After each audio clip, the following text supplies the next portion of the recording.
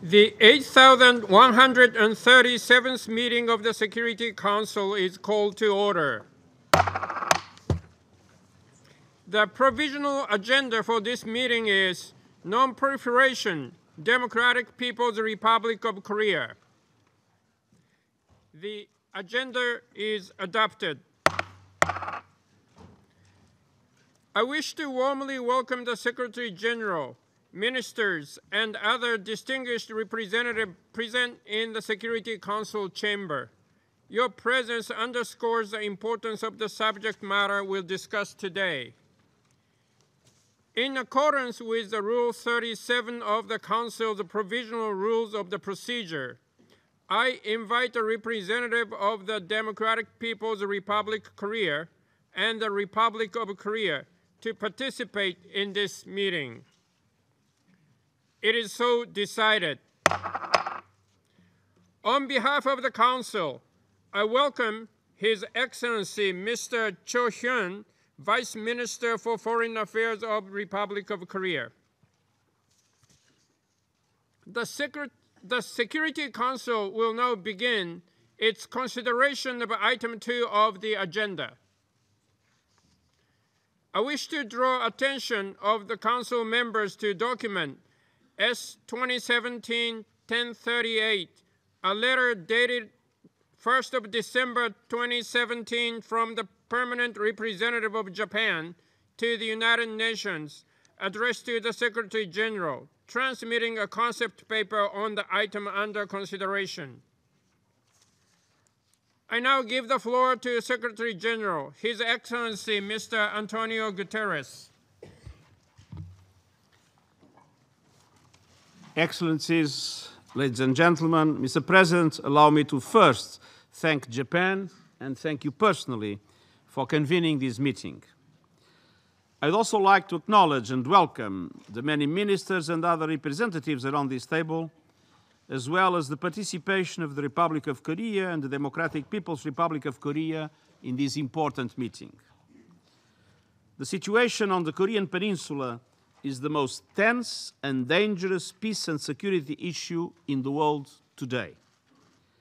I'm deeply concerned by the risk of military confrontation, including as a result of unintended escalation or miscalculation. I know that the Under-Secretary General for Political Affairs briefed the Security Council earlier this week on his recent visit to the DPRK. I will not repeat what he said, but I want to note it was the first in-depth political exchange of views between the United Nations Secretariat and officials in Pyongyang in almost 8 years. And his visit came indeed at the end of a difficult period. In 2017, the DPRK conducted activities related to its nuclear and ballistic missile programs at an alarming and accelerated pace. On September the 3rd, it concluded its 6th nuclear explosive test, involved what its claim was, and I quote, a two-stage thermonuclear weapon, end of quote. This test caused a seismic event of magnitude 6.1. Over the year, the DPRK conducted 20 ballistic missile launches. This has included its first tests of 2 intercontinental range ballistic missiles, as well as tests of new medium and intermediate range ballistic missiles. In September, 2 Hwasong-12 intermediate-range ballistic missiles overflew Japan. No aviation or maritime safety notifications were given for any of these launches. The International Atomic Energy Agency remains unable to access the DPRK to verify the status of its nuclear program. The agency monitors developments through satellite imagery. At the Yongbyon Nuclear Scientific Research Center, it has observed signatures consistent with the operation of the plutonium production reactor and reported centrifuge enrichment facility. The agency also continues to observe indications of ongoing mining, milling, and concentration activities at the Pyeongsan uranium mine and Pyeongsan uranium concentration plant. The DPRK remains the only country to continue to break the norm against nuclear testing. Its actions show blatant disregard for the will and resolutions of the Security Council and undermine the international norm against nuclear testing and the nuclear non-proliferation regime. Security Council Resolution 2375, adopted in September, includes the strongest sanctions ever imposed on the DPRK.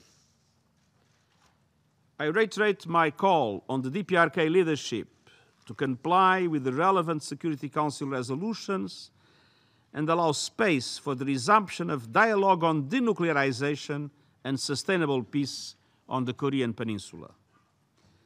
While all concerned seek to avoid an accidental escalation leading to conflict, the risk is being multiplied by misplaced overconfidence, dangerous narratives and rhetoric, and the lack of communication channels.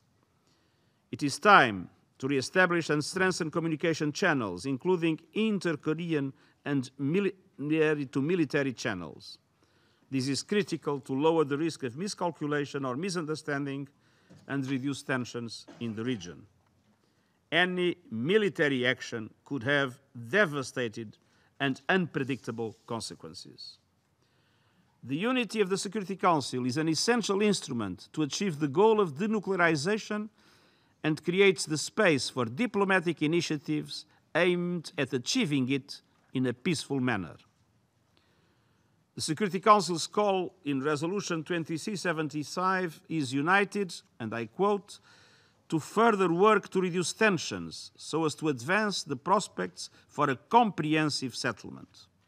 And then, expressing its desire for a peaceful and diplomatic solution to the situation, and I go on quoting, welcoming efforts by Council members as well as other member states to facilitate a peaceful and comprehensive solutions through dialogue. The Secretariat and I are your partner in this effort, and my good offices remain always available.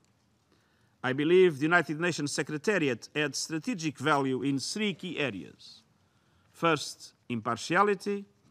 Second, the voice norms, values, and principles for peaceful and diplomatic solutions in line with international law. And third, offering channels of communication with all parties. The organization is a key venue where all 6 parties are represented and can interact to narrow differences in understanding and promote confidence-building measures. As Secretary General, I commit to protecting and strengthening these 3 areas. Security Council unity behind this effort is essential. Mr. President, I welcome the Council's humanitarian and human rights concerns.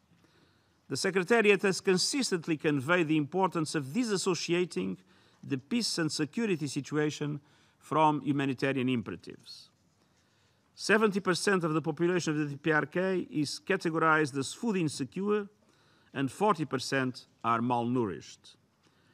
The 2017 DPRK Humanitarian Needs and Priorities document calls for $114 million to meet urgent requirements.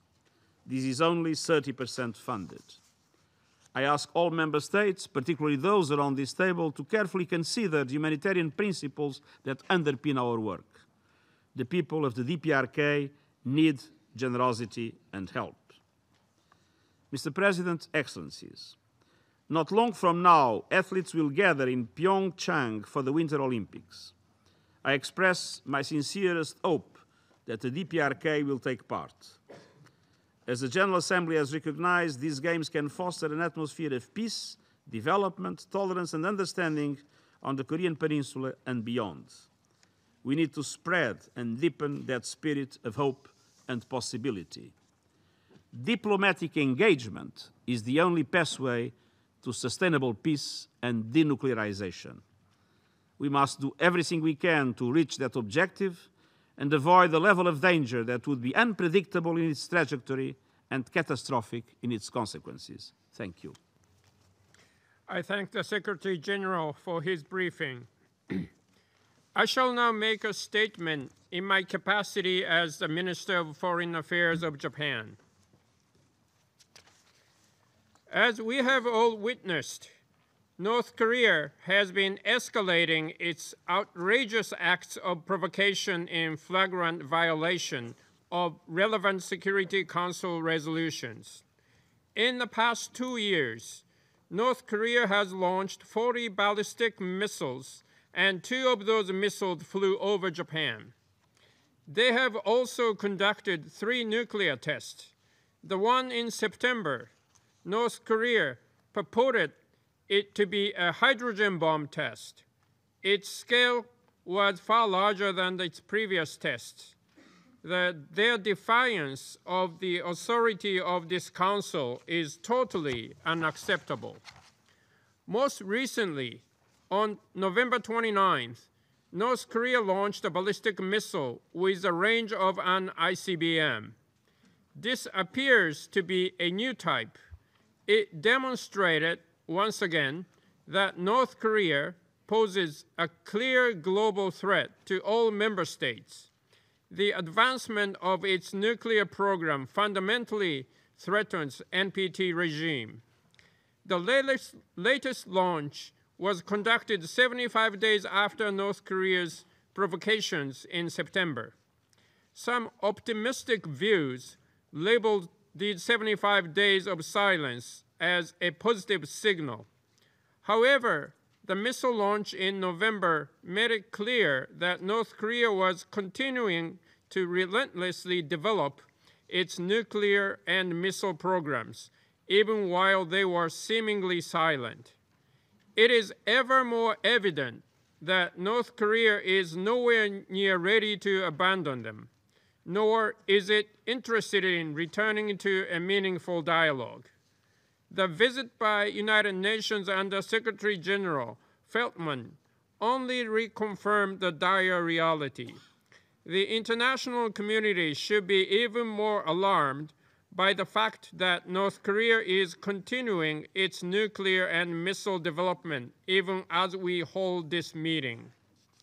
North Korea purports that its programs are for its own security, including maintenance of its regime. Quite to the contrary, it is an extremely dangerous act which goes against the international order and could affect the safety of any other member state. In this connection, Japan has never set its goal as a regime change in other countries or regions by force. We are of the view that a peaceful solution is desirable. However, it is North Korea that has consistently rejected such a solution. Instead, it has been continuously escalating its act of provocation. North Korea is ignoring the so-called agreed framework of 1994 and the joint statement of the six-party talks of 2005. In betrayal of the good faith of all the countries concerned, North Korea used these talks as pretext to continue its nuclear and missile development. Over these 2 decades, how has North Korea rewarded our efforts towards dialogue and assistance? North Korea employed brinkmanship and tried to win concessions. It is our responsibility not to repeat such past mistakes as conducting dialogue for the sake of dialogue. It has only served North Korea to stall for time on its nuclear and missile development. Relevant Security Council resolutions have already clearly decided that North Korea must abandon its programs in a complete, verifiable, and irreversible manner. We should not backtrack from that goal. A prerequisite for a meaningful dialogue is North Korea's commitment and concrete action toward denuclearization. What is important today is that the international community becomes more united and cooperate closely on maximize pressure on North Korea by all means available. Only by doing so, we can make North Korea change its policy. The series of United Nations sanction measures are an effective means to achieve this goal. In this regard, this Council should also be reminded of its determination expressed in relevant resolution to take further significant measures in the event of a further nuclear test or launch by North Korea. Sanctions are a tool to make North Korea understand that there is no other way but to change its policy. The Security Council has adopted unprecedentedly strong sanction measures, which are close to a full-fledged sanction regime. Sanctions are most effective when they are fully implemented. They must exert robust pressure on North Korea and curb their nuclear and missile programs by drastically reducing its foreign currency earnings. In this context, we strongly urge all member states to fully implement the sanctions and close any possible loopholes. To this end, Japan is ready to assist countries which have difficulties in implementing sanction measures. In addition, we welcome more autonomous measures targeting North Korea being introduced or reinforced in many countries. Japan calls on all member states to take further additional measures to stop the movement of persons, goods, funds to North Korea, including severing diplomatic ties. Japan has been implementing its own strict measures. Today, I would like to announce in this Council that Japan has just introduced additional autonomous measures. We have newly designated 19 North Korean entities for asset freeze. I also call on other member states to take similar measures. Regrettably, the threat posed by North Korea also includes production capacity of other weapons of mass destruction, such as biological and chemical weapons. It also includes activities in the cyberspace. It is reported that North Korea may be acquiring funds to further develop its nuclear and missile programs by selling weapons or through cyber theft. We should strengthen our international network of information sharing and cooperation so that we can better cope with all possible threats. Even as we speak, nuclear weapons and ballistic missiles are being steadily developed at the expense of the welfare of the people in North Korea. Grave violations of their human rights cannot be overlooked. In the past, North Korean agents infiltrated Japan and abducted a number of Japanese citizens, including a girl as young as 13 years old. Only 5 of the abductees returned. Many abducted Japanese have remained in custody in North Korea. This week, a mother of one of the abductees passed away, not having seen her beloved daughter for nearly 40 years. Another family member also passed away recently. The families cannot wait forever. It is most regrettable that only a few of the abductees have returned to their home country where their families and friends are waiting.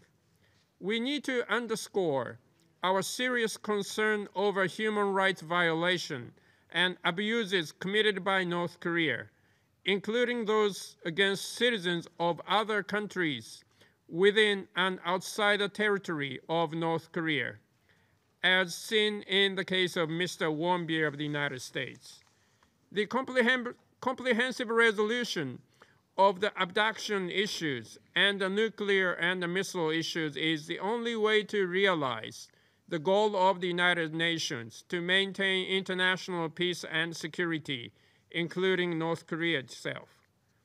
North Korea may be able to dramatically boost its economy and improve the welfare of its people if it chooses the right path. North Korea will only be able to enjoy a bright future by resolving the nuclear and missile issues and abduction cases. As North Korea has yet to fulfill its commitment to denuclearization and make concrete actions towards that end, let us send a clear and unified message together here that the international community will never accept nuclear-armed North Korea. Thank you. I now resume my function as the President of the Council. I give the floor to His Excellency, Mr. Rex Tillerson, Secretary of State of the United States of America. Good afternoon, and thank you for the opportunity to speak today. On behalf of the United States, I thank Japan and Foreign Minister Kono for convening this ministerial session on the growing threat from North Korea. Upon taking office, President Trump identified North Korea as the United States' greatest national security threat. That judgment remains the same today. After its ICBM launch on November the 29th, the North Korean government claimed that it now possessed the capability to strike any location in the continental United States. North Korea's growing capabilities reflect a direct threat to our security and the security of the entire world. We do not regard this claim as an empty threat. North Korean regime's continuing unlawful missile launches and testing activities signal its contempt for the United States, its neighbors in Asia, and all members of the United Nations. In face of such a threat, inaction is unacceptable for any nation. Through a series of robust Security Council resolutions, this body has taken a leading role in condemning North Korea's unlawful nuclear and missile programs and imposing consequences. The international community remains firm in our determination that we will not accept a nuclear North Korea. Each UN member state must fully implement all existing UN Security Council resolutions. For those nations who have not done so, or who have been slow to enforce Security Council resolutions, your hesitation calls into questions whether your vote is a commitment to words only, but not actions. For countries who have not taken action, I urge you to consider your interest, your allegiances, and your values in the face of this grave and global threat. We believe that more can and must be done beyond enforcing the minimum requirements of the Security Council resolutions directed at the DPRK. Last spring, the United States initiated a peaceful pressure campaign of economic and diplomatic sanctions against North Korea with the intent of setting conditions for North Korea to engage in serious negotiations toward the complete, verifiable, and irreversible abandonment of its nuclear weapons programs. Our resolve to continue this campaign is even greater today. Over the past year, many allies and partners of the United States have joined our campaign, going beyond mere compliance with the Security Council resolutions. We ask these nations to continue to increase pressure through unilateral action. Doing so will further isolate North Korea politically and economically, cutting off support and funds for its unlawful nuclear and missile programs. We particularly call on Russia and China to increase pressure, including going beyond full implementation of the UN Security Council resolutions. Continuing to allow North Korean laborers to toil in slave-like conditions inside Russia in exchange for wages used to fund nuclear weapons programs calls into question Russia's dedication as a partner for peace. Similarly, as Chinese crude oil flows to North Korean refineries, the United States questions China's commitment to solving an issue that has serious implications for the security of its own citizens. Recently, the North Korean regime has sought to portray UN sanctions as harmful to women and children. But this is a regime that hypocritically spends billions on nuclear and ballistic missile programs while its own people suffer great poverty. The regime could feed and care for women, children, and ordinary people of North Korea if it chose the welfare of its people over weapons development. The DPRK has a choice. It can reverse course, give up its unlawful nuclear weapons program, and join the community of nations, or it can continue to condemn its people to poverty and isolation. The regime in Pyongyang bears the ultimate responsibility for the well-being of its people. North Korea claims to undertake its nuclear weapons program as an essential step for the survival of its regime. In making this choice, North Korea has made itself less secure, and its economy has become further isolated and disconnected from the global economy. We have been clear that all options remain on the table in the defense of our nation. But we do not seek, nor do we want, war with North Korea. The United States will use all necessary measures to defend itself against North Korean aggression, but our hope remains that diplomacy will produce a resolution. As I said earlier this week, a sustained cessation of North Korea's threatening behavior must occur before talks can begin. North Korea must earn its way back to the table. The pressure campaign must and will continue until denuclearization is achieved. We will, in the meantime, keep our channels of communication open. Our message today is one that this body has heard before and one that we will continue to repeat. The United States will not allow the regime in Pyongyang to hold the world hostage. We will continue to hold North Korea accountable for its reckless and threatening behavior today and in the future. We ask every nation here to join us in exerting sovereignty to protect all of our people. We also ask all to join a unified effort to achieve a complete and verifiable denuclearization of the Korean Peninsula. Thank you. I thank His Excellency Mr. Tillerson for his statement. I give the floor to Her Excellency Ms. Margot Wallström, Minister of Foreign Affairs of Sweden. Thank you, Mr. President.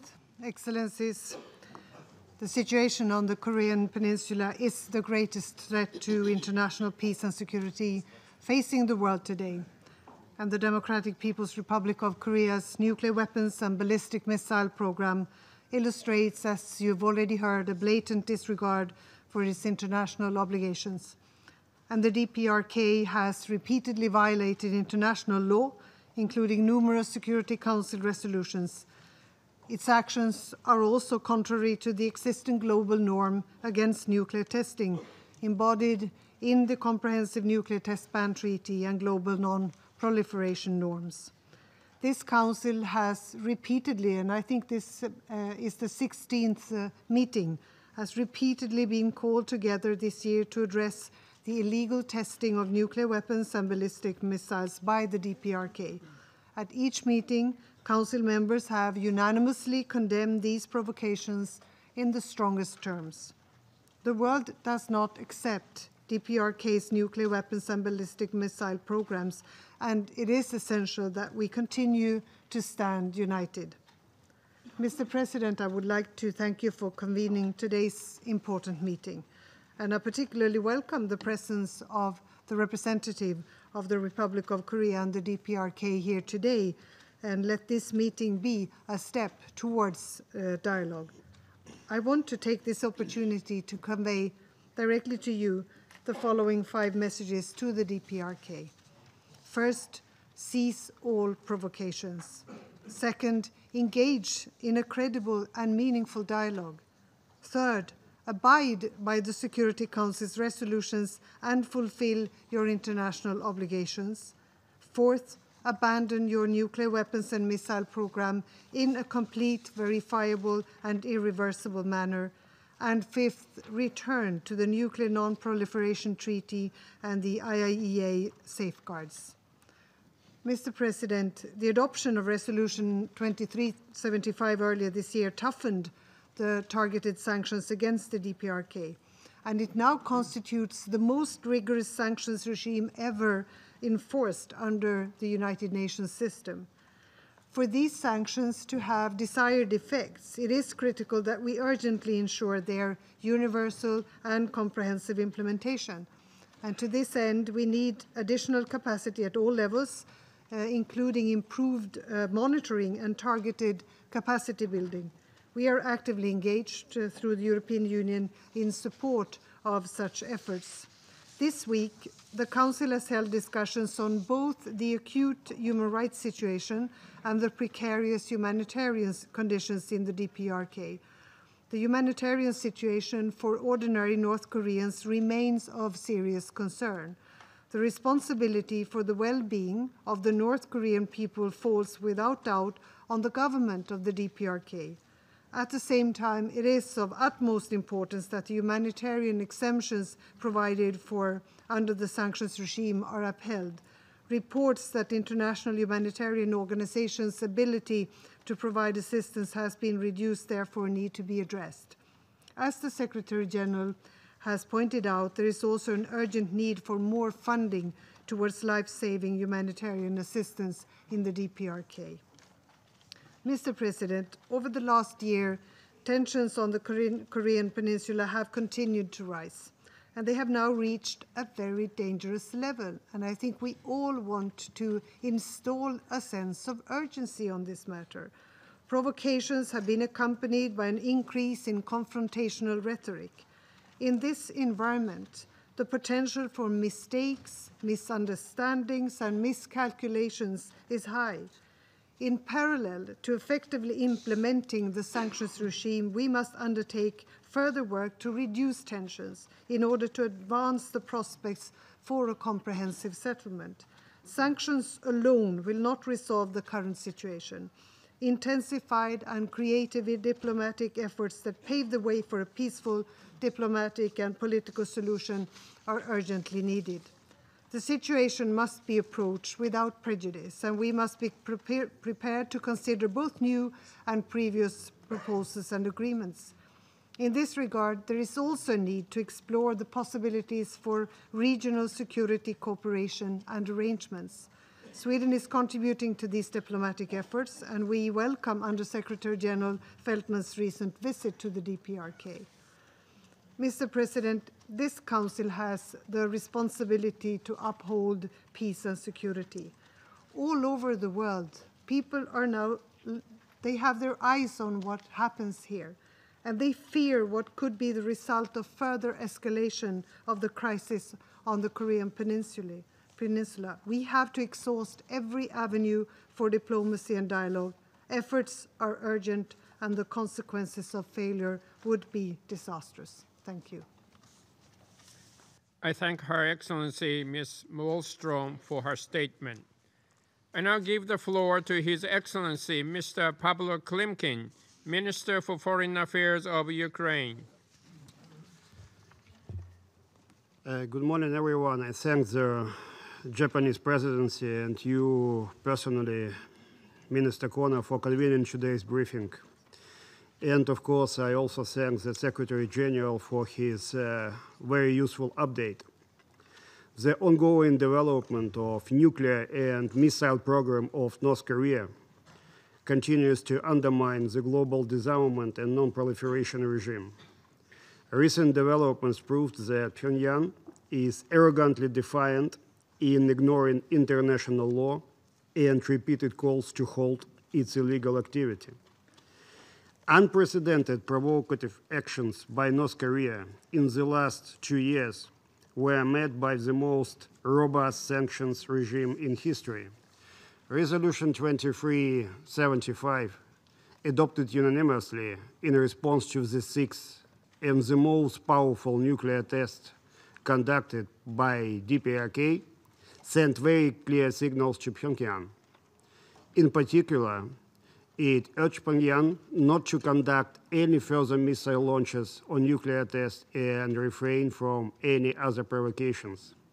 At the same time, the Council indicated the way out of the crisis, including by reaffirming its commitment to a peaceful, diplomatic, and political solution to the situation, confirming DPRK sovereignty and stressing the need for further work to reduce tensions, to advance the prospects for a comprehensive settlement.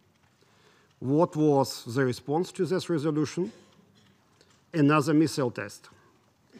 So despite all political and diplomatic efforts to curb Pyongyang's aggressive ambitions, North Korea moved closer to having a fully functional nuclear arsenal. The increase in militarization has already severely affected the livelihoods of its people, who continue to live under a constant duress, experiencing chronic shortages of even basic goods and services. Besides diverting resources from acute human needs to finance its missile and nuclear program, DPRK continues to effectively evade sanctions. Recent developments, in particular the ICBM launch last month, suggest that Pyongyang is not interested in resumption of negotiations. We are of the view that is shared by many around this table that only a full implementation of the Security Council resolutions can bring us closer to changing this trend. Before it happens, the Council must stand ready to introduce additional measures in case of new provocations. The long-standing crisis on the Korean Peninsula has global implications and thus raises a question as to what should be done by international community to prevent emergence of a nuclear threat in the future in other parts of the globe as well. In my view, the case of North Korea contains basically two important lessons for the international community. First, it demonstrates what may happen when weapons of mass destruction are obtained by irresponsible actors. Today, Pyongyang blackmails the entire region and actually the entire world, threatening to use its nuclear and missile capabilities without any threat of possible consequences and repercussions. Thus, we continue to witness emerging and further evolving challenges to the non-proliferation regime.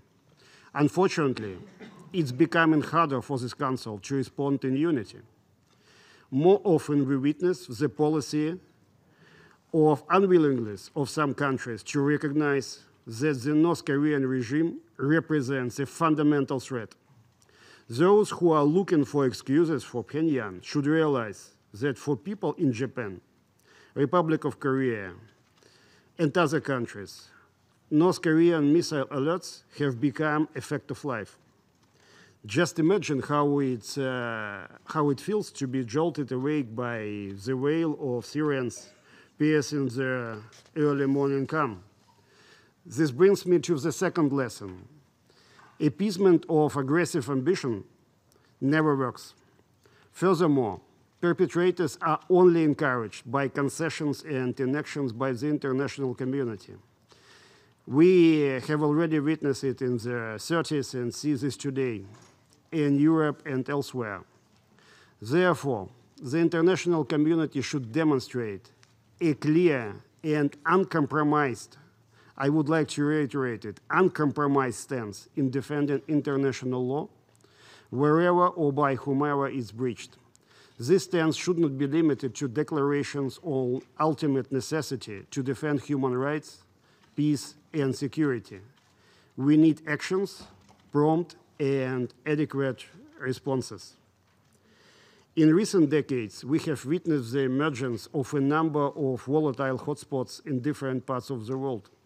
We have also seen a nuclear weapon state successfully testing a technology of creating long-standing destabilization and carrying out aggression against its neighbors, sovereign states. Unfortunately, my country has been affected too. Early this month, we marked the 23rd anniversary of the signing of the Budapest Memorandum on security assurance in connection with Ukraine's accession to the NPT. In return to voluntary renunciation by Ukraine of its nuclear arsenal, the three nuclear states committed to respect the independence and sovereignty and the existing borders of Ukraine. The signatories of the memorandum further obliged to refrain from the threat or use of force against the territorial integrity or political independence of Ukraine, and that none of the weapons will ever be used against Ukraine. Let me remind this Council that the provision of security guarantees to Ukraine by nuclear states was a precondition for my country's accession to the NPT. And let me also stress that this memorandum is registered with the UN Secretariat in accordance with the Article 102 of the Charter and certified by the Secretary General as an international agreement. However, the obligations set forth in this document were insidiously violated by Russia, one of the signatories and the recipient of the nuclear weapons based in Ukraine until 1994. As a result, my country got fundamental violation of its borders in a blatant show of disregard for norms and principles of international law, Charter of the United Nations, Helsinki Final Act, and a number of other agreements, including the Budapest Memorandum. The illegal occupation of Crimea and the ongoing Russian aggression in Donbas region of Ukraine have left the low-enriched uranium research reactor in Sevastopol, 2 nuclear repositories, and more than 1,200 radionuclide sources without due control of the Ukrainian national regulator. I wish to remind that the legal framework of IAEA safeguards application in Ukraine, including the Autonomous Republic of Crimea and the city of Sevastopol. And when we speak about the importance of preserving and strengthening the nuclear non-proliferation regime, we should also keep in mind that the continuing occupation of the territory of Ukraine by a nuclear weapon state has resulted in de facto expansion of the geographical area of nuclear weapons deployment. The Russian military aggression against Ukraine, as well as systematic provocation by its client North Korea, have provoked dangerous misbalance in the existing international security system, undermined the effectiveness and reliability of non-proliferation regime. And in order to prevent the world from sliding into the state of lawlessness, we must stand united to ensure respect for international law. We must stand united to ensure responsibility for its violation, no matter whether it was violated by a recognized nuclear weapon state or those, unfortunately, desperately wishing to gain such a status. And it's not going to happen. I thank you. I thank His Excellency Mr. Klimkin for his statement. I now give floor to His Excellency Mr. Mark Field, Minister of State for Asia and the Pacific of the United Kingdom of the Great Britain and Northern Ireland. Thank you, Mr. Foreign Minister, for bringing us together for this important meeting under the Japanese presidency of the Security Council. And thank you, too, for the Secretary General Gutierrez for your comprehensive briefing on the clear global threats and the challenges that the destabilizing conduct of the Democratic People's Republic of Korea present to us all. I should like to start by discussing the Nuclear Non-Proliferation Treaty. It is a great diplomatic achievement and remains the cornerstone of our international security. As signatories, we have all benefited from its protections. It is our collective responsibility and it is in our collective interests to ensure that all nations stand by their commitments and obligations under the treaty and its associated agreements. It is also our duty as members of this Council and as responsible international actors. We must abide by our collective rules. We must defend our values, and we must work together in this Council to safeguard a system of international security that benefits the whole of humanity. North Korea repeatedly and willfully rebuffs these systems and our collective values. Earlier this week, members of the Council heard appalling and harrowing accounts of the regime's brutal treatment of its own people, of women forced to drown their newborn babies as the regime didn't consider themselves to be racially pure. They heard multiple examples of violations of foreign citizens' rights, including, of course, Mr. President, of those of your own country, Japan. Today, we meet yet again to condemn North Korea's illegal and dangerous nuclear weapons program. Kim Jong-un claims that he wants to be a responsible actor and that he wishes to bring security and prosperity to his people. The regime's actions, exemplified by their systematic violation of human rights and their nuclear weapons program, demonstrate precisely the opposite intent. North Korea's pursuit of an continental nuclear weapon is increasingly destabilizing for us all. North Korea has fired some 20 ballistic missiles this year. We've seen 3 intercontinental ballistic missile launches and 2 missiles launched across and over the territory of northern Japan. Now, in response to these actions, the Council has unanimously and appropriately decided to impose the strictest sanctions in a generation upon North Korea. Our community of nations has shown its deep condemnation of the regime by taking these sanctions seriously. This has, of course, started to have an impact. We all have the responsibility of ensuring that these sanctions are fully and properly implemented so that they have the desired effect. Now that North Korea's arms dealers are discovering that their usual routes to clients are closed, so their diplomats are struggling to process bank transactions for contraband goods, their exporters of manual labor are finding their contracts are not being renewed. So we must not just keep this pressure up, but we must increase it. We must share information and expertise to prevent North Korea from using front companies or illicit channels to evade sanctions. We must all cooperate fully with the UN's highly competent and professional panel of experts on North Korea's sanctions, and we strongly commend their work and will continue actively to support them. But we should be clear that the reason we enforce sanctions is to force Kim Jong-un to see that he has a choice of 2 paths. His current path will lead his country to greater poverty and isolation and threatens not just North Korea's, but the global security. He must choose to change course. He can choose to comply with the UN Security Council resolutions and to join the community of law-abiding nations. He can choose to let his people express themselves through debate and commerce. This is the real path to security and prosperity for the North Korean people. Only Kim can now make this choice, and we must all work together here to persuade him to make the right choice. So our message to Kim Jong-un and his regime must be clear and united. For the well-being of your countrymen and the safety of your neighbors in the wider world, you must change course. And I hope that the North Korean representative here today conveys these strong messages back to Pyongyang.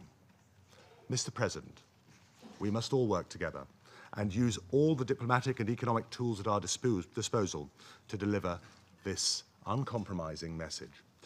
Let us stand firm. Let us stand fast to our values.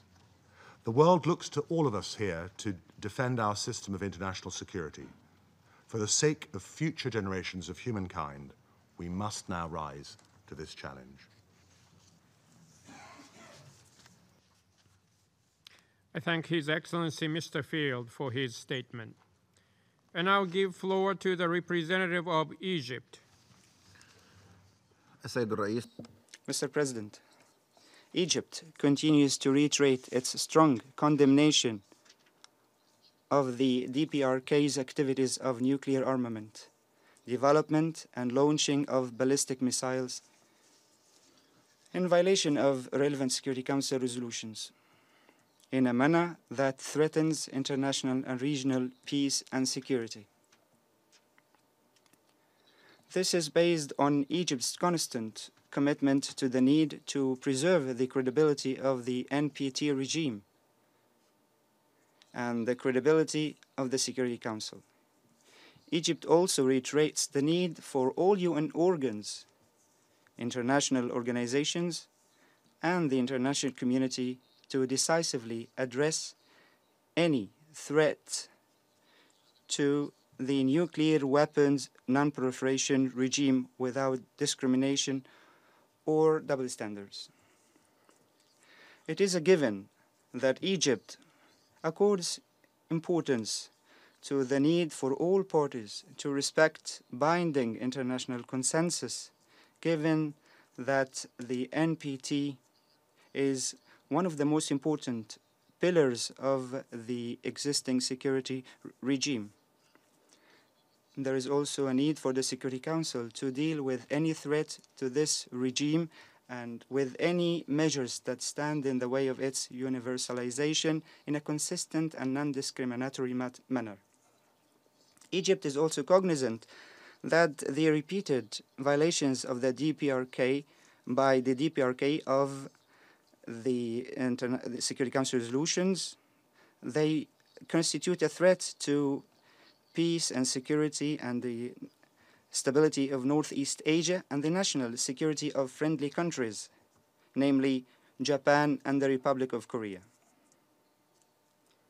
Therefore, Egypt continues to call on the DPRK to immediately cease any violations and measures that contravene Security Council resolutions. And we call on the DPRK to abstain from any escalation that would lead to further tension and instability in a manner that threatens international and regional peace and security. We call on the DPRK to go back to acceding to the NPT as a non-nuclear state and to implement the IAEA safeguards regime without delay. Mr. President, Egypt reiterates the need for the Security Council and all UN organs to bear their responsibilities in this respect through finding a sustainable, peaceful settlement of the troubling situation in the Korean Peninsula.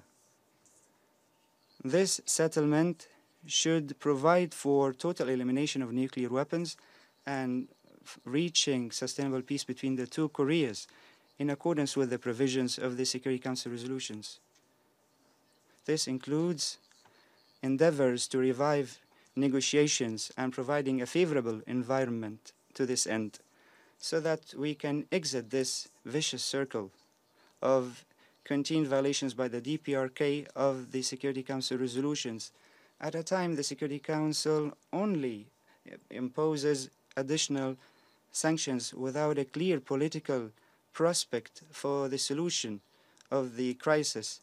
This only leads to more deterioration that would lead to a real international catastrophe. In this respect, Egypt has followed with interest the visit recently paid by Mr. Jeffrey Feltman, the Undersecretary General for Political Affairs, to Pyongyang this month. This is the first of its kind by a high-level UN official since 2010. We consider that continuing engagement and dialogue with the DPRK is an imperative to maintain chances for reviving negotiations and dialogue as a way to reach a peaceful solution to this serious crisis that has a bearing on our security at large. In this respect, I would like to thank Mr. Feltman for his briefing on the 12th of December on the outcome of his visit. We underscore the need for continuing engagement and dialogue and not to lose hope in the ability of the international community to reach a peaceful settlement that meets the agreed-upon provisions in the Security Council resolutions with regard to nuclear disarmament and bringing sustainable peace in the Korean Peninsula. Thank you, Mr. President. I thank the representative of Egypt for his statement. I now give floor to the representative of China.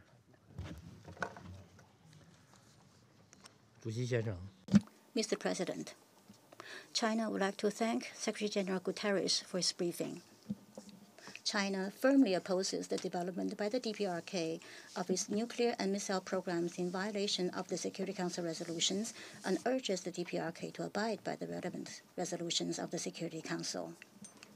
Since the beginning of this year, the situation on the Korean Peninsula has been one of constant tension, while the DPRK continued to conduct nuclear tests and missile launching in defiance of the universal opposition by the international community. The parties concerned kept expanding military exercises and scaling up show-off force. Escalation of tension on the Korean Peninsula to the point of risking spiraling out of control is not in any party's interest. Mr. President, The nuclear issue of the Korean Peninsula has lasted for over 2 decades, with deep historical causes and grave and complex current context. Reviewing the evolution of the nuclear issue of the Korean Peninsula, we can see that when the parties concerned moved towards each other and respected each other's concerns, it was possible to achieve results, whereas when the parties took tough stances and disregarded the security of the other side, it would lead to the deterioration of the situation. The current situation on the Korean Peninsula is mired in a vicious circle of tough posturing and confrontation, which hardly makes one optimistic about its future. However, the hope for peace is not totally obliterated. There is still a possibility for negotiation, and the option of use of force is unacceptable. China believes that all parties concerned should keep in mind the big picture of maintaining peace and stability on the Korean Peninsula, judge the situation calmly, make wise choices, and take practical actions. First, it is necessary to put an immediate end to rhetoric and actions that are unfavorable to denuclearization as well as peace and security of the Korean Peninsula and ease the situation as soon as possible. The tough positions taken by the parties concerned can only escalate tension, deepen division, and increase mutual trust, and therefore are not helpful to the security of all parties. The parties concerned should keep calm and exercise restraint to prevent the situation on the Korean Peninsula from worsening and getting out of control, and create necessary conditions for turning the situation around. Secondly, it is necessary to act in accordance with the provisions and spirit of the Security Council resolutions on the DPRK and push for an appropriate settlement of the nuclear issue of the Korean Peninsula. Since last year, the Council has adopted unanimously a series of resolutions on the DPRK. These resolutions represent the common will of the international community and constitute international obligations that must be observed by all parties. All parties must implement the Council resolutions on the DPRK comprehensively and in their entirety, strengthen non-proliferation measures to curb the DPRK's nuclear and missile programs, and also actively push for a peaceful settlement through diplomatic and political means. At the same time, there is a need to avoid negative impact on the livelihood of the people of the DPRK and the humanitarian assistance activities in the country. Unilateral sanction measures without the authorization of the Security Council undermine the unity of the Council and hurt the legitimate rights and interests of other countries and should therefore be abandoned. Thirdly, it is necessary for all sides to shoulder their due responsibilities and fulfill their own obligations in earnest. The current situation on the peninsula is not caused by any one party alone, and it is not helpful to impose on any one party the responsibility of resolving the problem. The parties concerned should move towards each other instead of engaging in mutual blaming. Still less should they try to shift their responsibilities to others. The U.S. has committed to not seeking regime change, not pursuing the overthrow of the DPRK's government, not accelerating the reunification of the Korean Peninsula, and not moving its troops beyond the 38th parallel. We hope that the U.S. will turn these 4 commitments into concrete actions. Fourthly, it is necessary to remain committed to peaceful settlement and resume dialogue and negotiations as soon as possible. The core of the nuclear issue of the Korean Peninsula is security, so the fundamental solution lies in addressing in a balanced way the security concerns of all parties, including the DPRK. There is no military option when it comes to the settlement of the nuclear issue of the Korean Peninsula, and resort to force can only bring disastrous consequences to the peninsula. Sanctions are a means, not the end. History shows that dialogue and negotiations are the fundamental way to ease tension and advance denuclearization on the Korean Peninsula. The parties concerned should endeavor to turn the pressure of sanctions into the driving force for the resumption of dialogue and negotiations, and pull the nuclear issue on the Korean Peninsula back to the right track of peaceful settlement through dialogue and negotiations at an early date. Mr. President, as a close neighbor of the Korean Peninsula, China has persisted in promoting denuclearization of the peninsula, maintaining peace and stability on the peninsula, and seeking a settlement through dialogue and negotiations. China is opposed to conflicts and chaos on the Korean Peninsula. China has always supported and implemented comprehensively and strictly the Security Council resolutions on the DPRK. In so doing, China has made greater efforts and paid a higher price than anyone else. It is irresponsible to doubt or challenge what China has done. In view of the current situation on the peninsula, China has put forward the suspension for suspension proposal, namely suspension by the DPRK of nuclear and missile activities and suspension by the U.S. and the ROK of large-scale military exercises. We have proposed the dual-track approach of promoting parallel progress in denuclearization and the establishment of a peace mechanism on the peninsula. The Russian Federation has also put forward the idea of a phased approach to the settlement of the issues of the Korean Peninsula. On the basis of the above proposals, China and the Russian Federation issued a joint statement on July 4th this year, proposing a roadmap for the settlement of the Korean Peninsula's problems. The joint proposals of China and Russia are practical and feasible and are aimed at promoting the peaceful settlement of the nuclear issue of the Korean Peninsula and maintaining the peace and stability on the peninsula. As such, we hope they will elicit response and support from the parties concerned. Mr. President, due to historical reasons, the Korean Peninsula is still in the shadow of the Cold War. This is the root cause for the protraction and lack of settlement of the nuclear issue of the Korean Peninsula. The parties concerned need to reject Cold War thinking in all its forms, establish a concept of common, comprehensive, cooperative, and sustainable security, and seek a peaceful settlement of the Korean nuclear issue through political and diplomatic means, so as to realize at an early date denuclearization of the Korean Peninsula and long-term security and tranquility of the Northeast Asia for the benefit of the people of the countries in the region. China stands ready to work together with the parties concerned and the international community to continue to play a positive and constructive role for the realization of this goal. Thank you, Mr. President. I thank the representative of China for his statement. I now give floor to representative of France. Monsieur le Président. Thank you, Mr. President. Ladies and gentlemen, ministers. I would like to thank the Japanese presidency for having convened this important meeting. And I would also like to thank the Secretary General for his very elucidating briefing. Mr. President, France is deeply concerned at the worsening situation on the Korean Peninsula and by the significant risks that arise for our collective security. This year, the North Korean regime fired 20 ballistic missiles, 3 of them intercontinental, and carried out a nuclear test on an unprecedented scale. And we have met 17 times, 12 of those times on an emergency basis.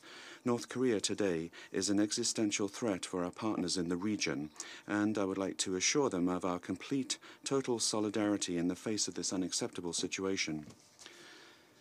This unprecedented accumulation of illicit action, which is increasingly destabilizing, has all the hallmarks of a dangerous escalation. The risk is real and proven and has already reached an elevated and increasing level. This is why inaction and weakness are not options. So, for France, our action should be guided by 3 priorities. The first of these priorities is to show ourselves clear-sighted in the face of the extreme seriousness of the situation. The multifaceted progress of North Korea in the nuclear area, including its ballistic capacity, and probably in the chemical area as well, really does change the situation. The regional threat has now become a global threat, an immediate threat. Let's not be under any illusions. This threat is unprecedented and has no equivalent. The North Korean regime, however, has up to date shown no intention to reverse course. By marching ahead with its nuclear and ballistic illicit programs, it continues to flout its international obligations and to defy this Council, and that to the detriment of its own population. I would stress here that the dramatic situation for human rights in North Korea is getting worse, and we heard about this at the beginning of this week with regard to the humanitarian situation. It is the North Korean regime which is primarily responsible for this. Mr. President, in the light of this very dangerous and volatile situation, and this is my second point, our central line of action must be to stand firm. First of all, because the dangerous downward spiral that North Korea has engaged upon threatens the very foundations of our collective security system, and together we have the responsibility to preserve that. It is essential that we react to this testing of the non-proliferation regime and avoid any impunity which would necessarily lead others to call this into question. What is at stake here is our ability to ensure our own security, but also to stop the overturning of the strategic balance in Asia, and beyond that, the strategic stability which is the foundation for peace and security. As part of this, our action should contain two areas. It is indispensable, first of all, to implement existing sanctions strictly and comprehensively in the face of the formidable inventiveness of the North Korean networks to circumnavigate and escape the effects of these decisions. Everyone knows the uneven implementation of sanctions seriously affects the effectiveness of our collective action. Their correct implementation is the responsibility of all member states, beginning with these seated on this council. We must also react methodically and with determination to all North Korean provocations in order to prevent further escalation and to preserve the non-proliferation regime. If North Korea continues to ignore our injunctions to defy them and not to show reason, North Korea will leave us with no other choice than to stand firm and to strengthen sanctions. And let's understand that sanctions are not a goal in themselves. They target the regime for what it does and not for what it is. Mr. President, the third and final priority must be the potential for diplomacy to find a political solution. We do not and have never closed the door to dialogue. All of our efforts, on the contrary, are aimed at convincing Pyongyang to come back to the table of negotiations and to accept negotiations on its nuclear and ballistic program. But we are forced to state that given the stubbornness of North Korea, only maximum pressure today can enable us to come back to the path of negotiation. Mr. President, France, of course, is in favor of a resumption of talks, but it is up to the North Korean regime to give us clear indications that it is prepared to open discussions, and the sooner the better. Mr. President, France's belief is that maximum pressure on the North Korean regime is our best lever to enable dialogue, which itself is the condition for a political solution. Otherwise, everything will be seen as a sign of weakness by North Korea, expressions of division between us. They will be encouraged to continue their provocations. And objectively, that will run the risk of things getting even worse and more extreme. So, quite simply, France would call on this Council to show firmness. That is our best antidote in the light of the risk of war, and it's our best chance to open up the path to dialogue and therefore to a political solution that we all seek. I thank you. I thank the representative of France for his statement. I now give the floor to representative of Ethiopia. Thank you, Mr. President. We thank the Japanese presidency for organizing this timely and important high-level session on the issue of the DPRK, and we are pleased to see you presiding, Mr. Minister. Our minister would have been here today if it had not been for the IGAD Council of Ministers meeting and the high-level revitalization forum, both due to take place over the coming days in Addis Ababa. We thank Secretary General Antonio Guterres for his briefing on the topic of our discussion today, which we understand was one of the issues raised during his visit to Tokyo. We share his views. No wonder, therefore, in this statement, we may have to repeat what the Secretary General has stressed. Mr. President, we can imagine the level of anxiety and deep concern in Japan concerning the repeated ballistic missiles tests by the DPRK. We know most of those missiles fell into Japan's exclusive economic zone, and some of them flew over its territory.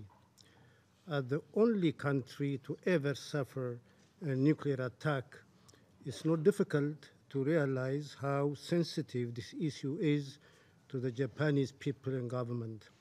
However, the nuclear and ballistic missile activities of the DPRK pose grave danger, not only to Japan and the Northeast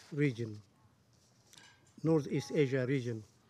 As a matter of fact, there is no greater threat to global peace and security at the moment than the potential nuclear catastrophe that is hanging over the Korean Peninsula. It doesn't require to be an expert of the area to know that no war in the peninsula would be limited. The possibility of its widening must be taken for granted. That's why every possible diplomatic effort must be made to avert this dangerous situation, which could potentially have devastating consequences for the region and the world at large. Mr. President, at this stage, it has become all the more apparent that there is no other option than a peaceful and diplomatic path to resolving the crisis in the Korean Peninsula. In this regard, priority should be given to easing the heightened tensions and avoiding the risk of miscalculations, including by the reopening of communication channels, if so far there are none. We have no illusion that the DPRK issue can be resolved anytime soon, but it is absolutely important that all sides start taking even small but meaningful steps to build the necessary trust and confidence, which could help pave the way for the resumption of dialogue and negotiation to find a comprehensive and lasting solution to the DPRK issue and achieve the denuclearization of the Korean Peninsula. This, everybody agrees, is the key to preserving the peace and security of Northeast Asia. We very much welcome the visit to the DPRK by Under-Secretary General Jeffrey Feltman, the first such visit by a senior official of the United Nations since 2010. This is a small but important step in the right direction, and we very much appreciate the briefing that we received on the range of discussions he had with North Korean officials in Pyongyang, which we found extremely useful. What this visit has shown is that the engagement of the United Nations, and particularly the Secretary General's good offices, could be helpful. Even though nothing concrete came out of the visit by Under-Secretary General Feltman, we believe the various discussions he held might have contributed to a better understanding of the thinking in Pyongyang and to devising a strategy of engagement to bring the DPRK back to the negotiating table. That, in our view, is very critical. In the meantime, the full and effective implementation of the various Security Council resolutions by all member states remains very crucial. as the chair of the 1718 committee said in his annual report, and I quote, to create conditions to restarting negotiations while at the same time hindering the development of nuclear and ballistic missiles programs of the DPRK, end of quotation. This notwithstanding, we would like to point out the need to pay attention to the humanitarian situation in the country. We hope the recent UN engagement with the DPRK government will contribute to improving the provision of life-saving humanitarian assistance to the population in need. This might also contribute to raising the level of mutual confidence, which is so much non-existent now. We welcome the presence at this meeting of the representative of the DPRK. Finally, Mr. President, it's only through the unity of the Council that we can avert the dangerous situation in the Korean Peninsula. And it's only appropriate that at this critical juncture to focus on what will contribute to the further enhancement of the cooperation among members of the Council to ensure the denuclearization of the Korean Peninsula. We should not lose hope on the possibility of achieving that goal. Thank you, Mr. President. I thank the representative of Ethiopia for his statement. I now give the floor to the representative of the Russian Federation. Thank you very much, President. Your Excellency, Minister, we welcome you as President of this Security Council meeting. We thank the Secretary General of the United Nations for his briefing on the situation around the Korean Peninsula. There can be no doubt that currently we are living through one of the most acute and dramatic phases in the development of the situation on the Korean Peninsula. It is possible to say without exaggeration that peace in this region is subject to serious tests, and the threat of the increase in, or the transition in the confrontation to a hotspot is very great. Military rhetoric accompanied by a test of strength between the participants has led to a situation where around the world people have begun to wonder whether there will be war or not. As is known, in the conditions of such tension, one ill-thought-out or misinterpreted step could lead to lamentable consequences. Russia has observed with concern the development of the situation in the region, the dangerous development indeed. Of course, we are united in our condemnation of the provocatory nuclear missile activity of Pyongyang, which in the last 18 months has taken on a dangerous trend. The situation is unacceptable when the latest launch is made without any prior notification from North Korean territory, subjecting the lives of citizens to risk, including those who are transiting through the air and sea in the region. We reject this activity by the DPRK, which confirms our support for all of the UN sanction activity, which we are unswervingly implementing. We call on the North Korean authorities to wind down their banned programs and to return to the non-proliferation regime of the NPT and also the IAEA as a non-nuclear state.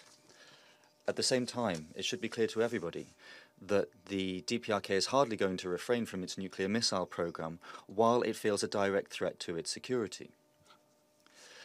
Indeed, this is how Pyongyang evaluates the regular wide-scale maneuvers and exercises by the United States and its allies in the region.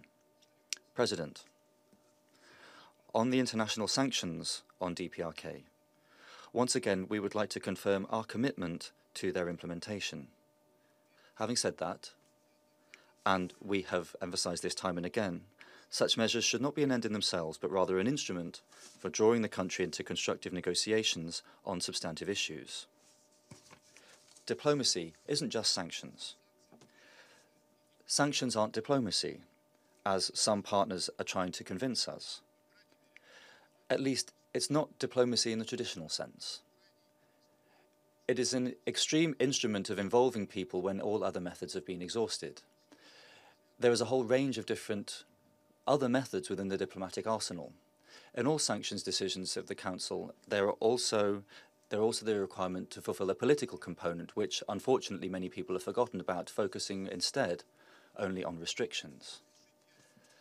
Resolving the nuclear issue is not possible just through pressure on Pyongyang and through sanctions.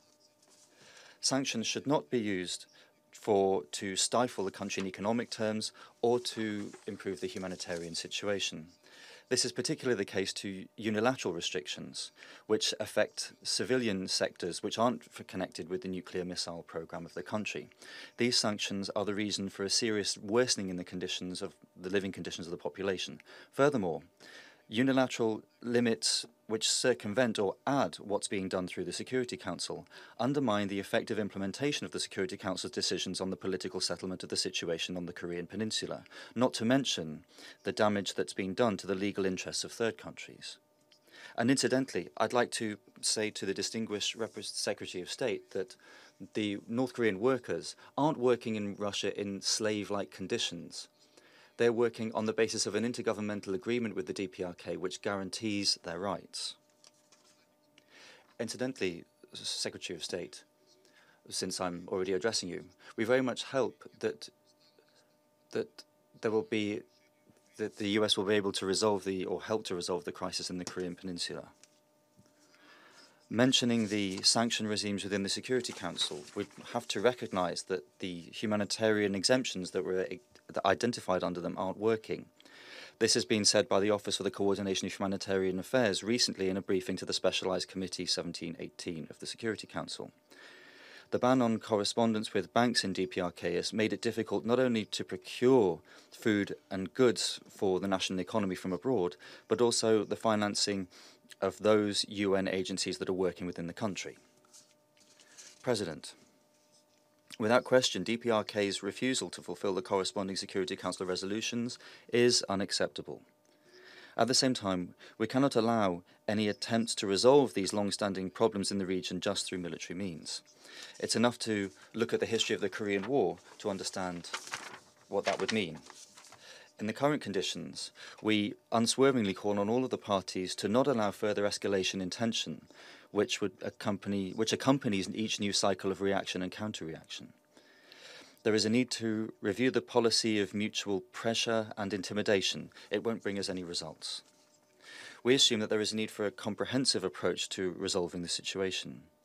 The denuclearization of the Korean Peninsula is impossible without the general normalization of military political situation and refusing the increase in military infrastructure, including the deployment in the region of elements of the US global missile defense system, and also without cuts in the scale of the maneuvers carried out, and without founding the atmosphere of trust between the states in Northeast Asia. Unfortunately, recently we are seeing the reverse trend.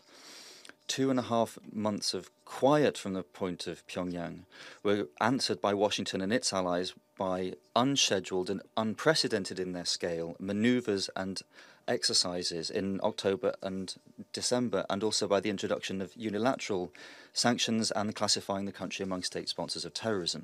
All of these steps force us to wonder about the sincerity of statements that suggest that there is a preference for a peaceful approach to resolving the crisis in DPRK.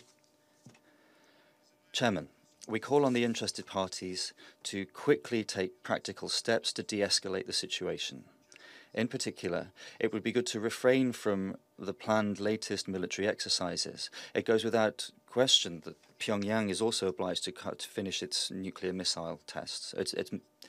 We are ready for closer cooperation with all partners to aim to find a quick settlement of the issues on the Korean Peninsula through the only possible means, namely through political and diplomatic means and through a mutually respectful dialogue. This was the aim behind the Russian-Chinese roadmap to settlement. We call on all interested parties in the period of preparation and the holding of the Winter Olympics in South Korea to refrain from any kind of provocation or unconsidered initiatives, and to use this time to find a way through a political and diplomatic settlement. And in conclusion, Chairman, I would like to address Minister Klimkin, who spoke today here. I'd like to advise him when he speaks to the Security Council and in in his legends that he spoke about what happened in the Ukraine, that he might want to actually keep to the item on the agenda. Thank you. I thank the representative of Russian Federation for his statement. I now give the floor to the representative of Kazakhstan. Thank you, Mr. President. And I would like to thank the Secretary General Guterres for his informative report on this very serious matter. The situation around North Korea is an issue on which we all have a united position. First, we do not want the expansion of the nuclear club and will not accept any aspirations to acquire nuclear weapons by any state. Kazakhstan has been and remains an active supporter of nuclear disarmament and non-proliferation. This could be achieved through confidence building and finding a pragmatic compromise aimed at building a mutually safe and peaceful coexistence. Secondly, the DPRK's reckless actions to launch missiles and nuclear tests are recognized as the gravest violations of the Security Council resolutions. Kazakhstan has experienced all the devastating consequences of nuclear tests and therefore stands for their prohibition in the 21st century. Unfortunately, to this day, we are still not able to achieve the entry into force of the comprehensive nuclear test ban treaty, which could make ending of all tests a reality. We have to outlaw nuclear testing in the modern world. Thirdly, the DPRK should comply with the requirements of all security resolutions. Only a thorough and strict adherence to them can ease the sanctions regime imposed on Pyongyang. It is in the interest of the government of North Korea to engage in a substantive dialogue and resume the negotiation process to avoid irreversible negative consequences of its irresponsible behavior. In this respect, we recommend to capitalize on the recent contact between the UN Secretariat and the government of North Korea to expand the window of opportunity for peaceful cooperation and diplomacy. It is expedient to reduce the risk of conflict and further deterioration of the difficult humanitarian situation in light of cuts of funding, which can seriously affect the lives of ordinary citizens in the country. Mr. President, the current situation on the Korean Peninsula is indeed the most tense and dangerous than it has ever been before. We need to prevent all possible miscalculations and must strive to reduce the risk of escalating the conflict. All the sides should restrain from negative rhetorics and actions. We consider it is necessary to seek and create the prerequisites for continuing contacts initiated between the United Nations and Pyongyang. Today's meeting is the Security Council of the Security Council is a clear signal to North Korea that the nuclear path will not provide any guarantees for the security and well-being of its own people and of all others. Mr. President, the non-nuclear path of Kazakhstan can serve as a practical guide for DPRK and other countries striving to obtain nuclear capability. We have built and strengthened our independence and gained international respect by renouncing nuclear weapons. My president demonstrated a strong political will to rid of its nuclear weapons and tests in a very challenging environment at the time of radical transformation of the world order. And as the time showed, it was the right decision. And I thank you, State Secretary Rex Tillerson, for mentioning it at the last debate on DPRK in this very chamber.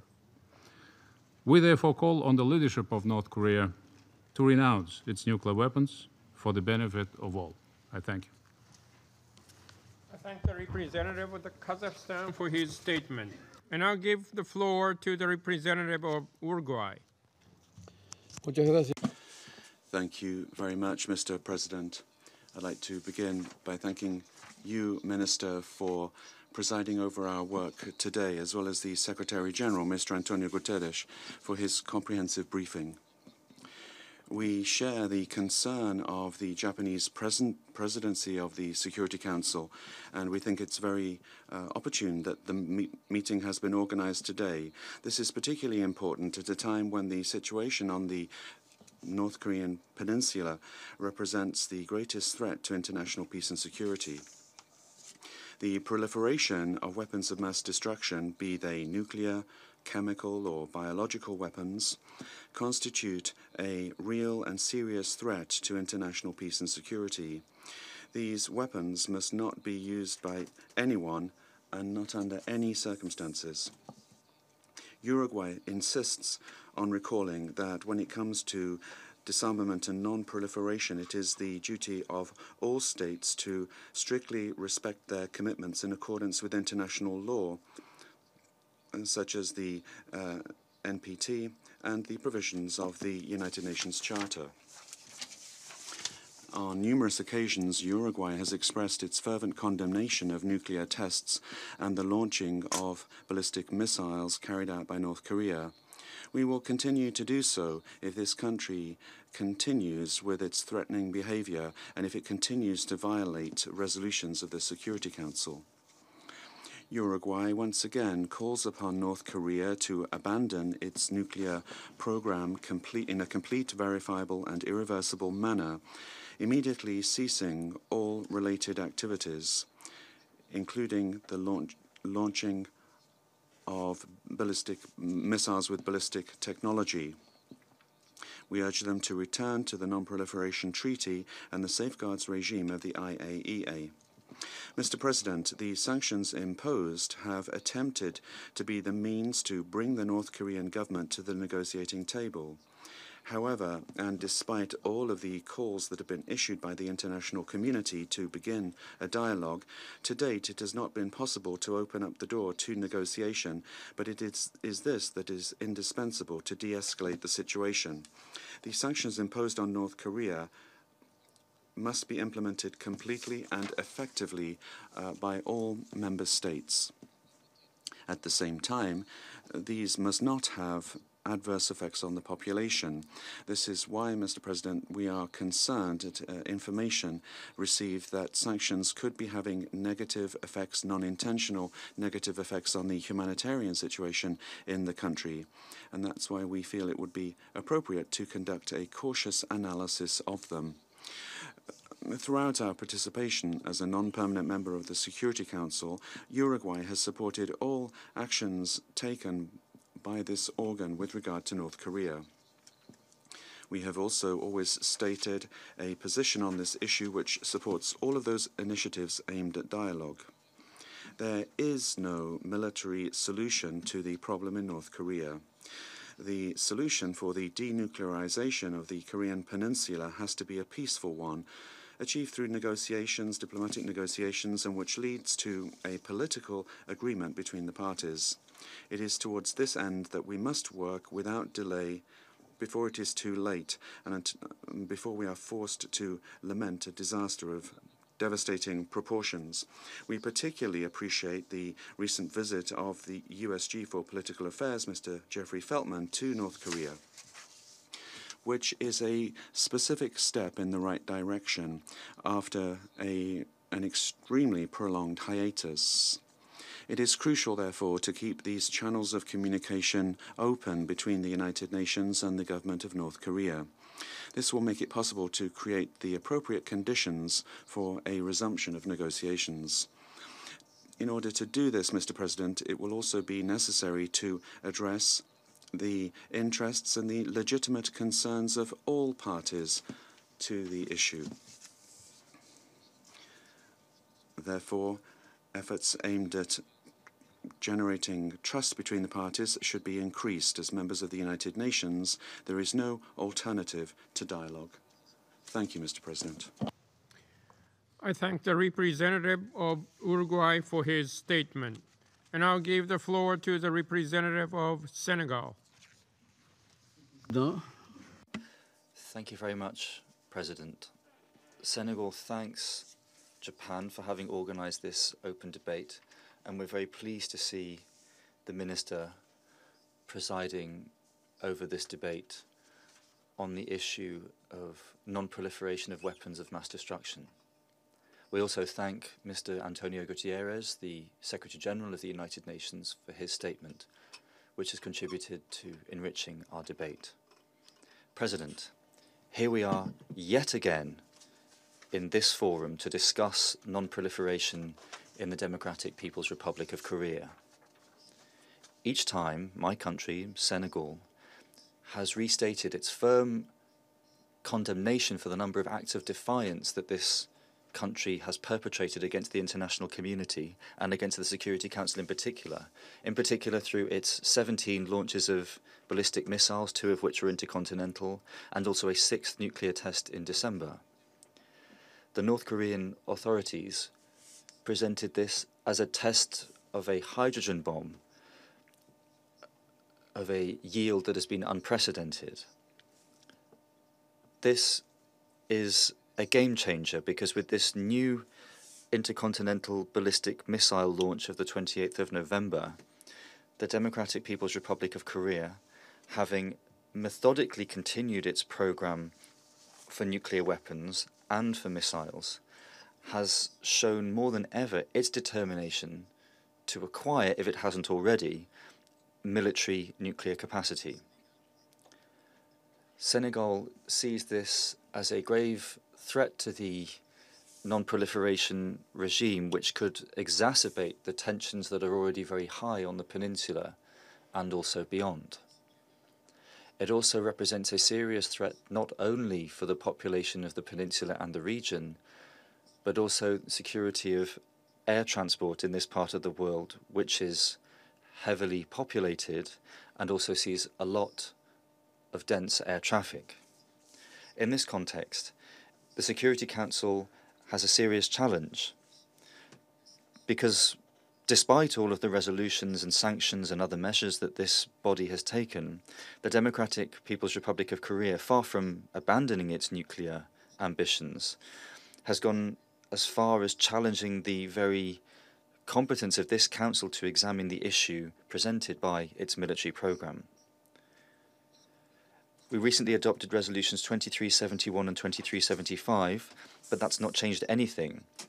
Therefore, the question arises, what more do we have to do to encourage this country to respect its international commitments in this area in a clear, verifiable, and irreversible fashion? To attempt to answer that question, my country, taking account of the fact that there cannot be a military solution to the crisis, which is what we all believe, has called for a holistic, peaceful and negotiated solution through an open and loyal dialogue. It also encourages the Democratic People's Republic of Korea to resume the place that it unfortunately chose to leave when negotiations, the 6-party negotiations, were taking place. Senegal has also insistently called on the DPRK to respect its international commitments, while stressing that targeted measures that have been taken with good reason within the most recent Security Council resolution on DPRK to respond to the challenge presented by the nuclear program and ballistic missile program, that those measures should be part of a holistic political strategy to encourage the parties to open dialogue for denuclearization of the Korean Peninsula, and to do this with the active support of the international community, thereby creating the conditions for peaceful coexistence between the countries and peoples of the region. In other words, the member states should redouble their efforts and should fully meet their commitments made in different resolutions, because the lack of genuine political will and also the lack of capacity among member states can only facilitate the proliferation of WMDs. Senegal is of the view that we should work to strengthen the authority of the Non-Proliferation Treaty by making it universal and also by respecting other commitments previously made. We remain convinced that the universalization of the NPT and the application of its relevant provisions, as well as resolute action to ensure the entry into force of the Comprehensive Test Ban Treaty, represent decisive milestones towards general and complete disarmament. I thank you. I thank the representative of Senegal for his statement. I now give the floor to representative of Italy. Thank you, Mr. President. Mr. President, allow me at the outset to thank you and to thank the Japanese presidency for convening this important meeting, as well as the Secretary General for his briefing.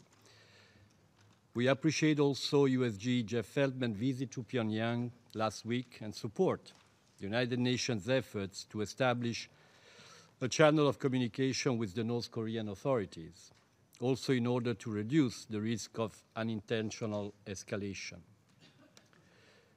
Mr. President, there can be no ambiguity in our analysis of the current scenario. The deterioration registered over the past year is a direct consequence of the North Korean regime illegal and destabilizing activities. This threat is immediate and global in scope. We extend once again our full solidarity with the citizens of Japan and South Korea.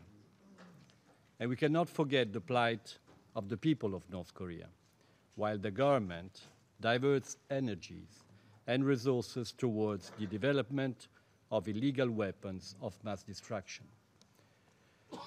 Mr. President, we have repeatedly seen how the DPRK's regime unprecedented provocations in the development of nuclear arms and missile capabilities have flared up tensions in the Korean Peninsula and beyond, constituting, in our view, one of the gravest threats to international peace and security we are facing today. We strongly condemn these activities and call on North Korea to abide to its international obligations. We also call on the DPRK to abandon its chemical weapons program and immediately adhere to the Chemical Weapons Convention as called for in Resolution 2371. Mr. President, it is clear that a conflict in the Korean Peninsula would be catastrophic for the region and for the world. This Council response, therefore, to the situation in the DPRK this year has been forceful and effective. 3 new resolutions have been approved, providing for the most comprehensive set of sanctions in a generation. We have also taken significant additional measures at the European Union and national levels. Italy recently interrupted the accreditation procedure for the designated DPRK ambassador to Rome. The sanctions are meant to achieve 3 main goals. First, to make North Korean regime realize that further provocation will only lead to greater isolation. Second, to stop the DPRK from exploiting the interconnected nature of the global economy in order to fund its illegal weapons program. Third, to provide the necessary leverage in order to bring about a verifiable change in the regime policies, therefore opening the way towards a political solution based on complete, verifiable, and irreversible denuclearization. And I wish to emphasize that this strategy will fully work only if 2 conditions are met. First, full and comprehensive implementation of the sanctions by the whole UN membership, and second, continued unity in the Council on this issue. As chair of the 17-18 Sanctions Committee, Italy has worked to improve the implementation of sanctions throughout this year. But many challenges remain. Such an articulated and wide sanction regime requires constant interaction with member states to bridge information gaps. Furthermore, many countries face capacity challenges. There is also an issue related to timing. The delay in transposing sanctions provisions into national legislation may create opportunities for evading them. This is also why it is crucial to submit national implementation reports on time. While we have seen a steady increase over the last year, there is room for improvement. Let me underline the importance and urgency of submitting implementation reports by all member states for all DPRK sanctions resolutions. Lastly, Mr. President, I wish to reiterate that sanctions are not meant to have unintended negative consequences on the humanitarian situation in the country. which continues to be a matter of serious concern, while bearing in mind that it is the DPRK regime which bears primary responsibility for improving the livelihood of its people. We continue to engage with all relevant stakeholders on this issue, and I chaired last week a productive Sanctions Committee meeting on the humanitarian situation. In this context, we renew our appeal to humanitarian actors to make full use of the relevant existing exemption provided for in the various Security Council resolutions. And at the same time, we believe that a more timely and systematic interaction between the UN agencies and the committee, the 1718 committee, could go a long way in preventing unnecessary obstacles in providing critical humanitarian assistance to the North Korean people. And I thank you, Mr. President. I thank the representative of Italy for his statement. I now give the floor to the representative of the plurinational state of Bolivia. Thank you very much, Minister. We would like to begin by welcoming you here, Minister, today to the Security Council to preside over our work. We would also like to thank the Secretary General, Mr. Antonio Guterres, for his briefing. Bolivia, as a pacifist country, promotes the dialogue, the culture of dialogue and the right to peace and cooperation between peoples with full right to their sovereignty and diplomacy between their peoples. In this respect, our constitution prohibits the manufacture and use of chemical, biological or nuclear weapons on Bolivian territory.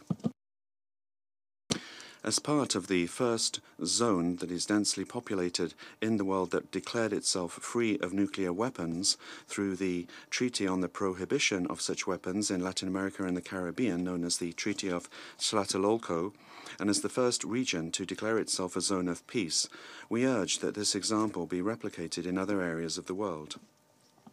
Mr. President, in this regard, Bolivia expresses its most firm and energetic condemnation of the launching of ballistic missiles as well as the nuclear tests carried out by the DPRK.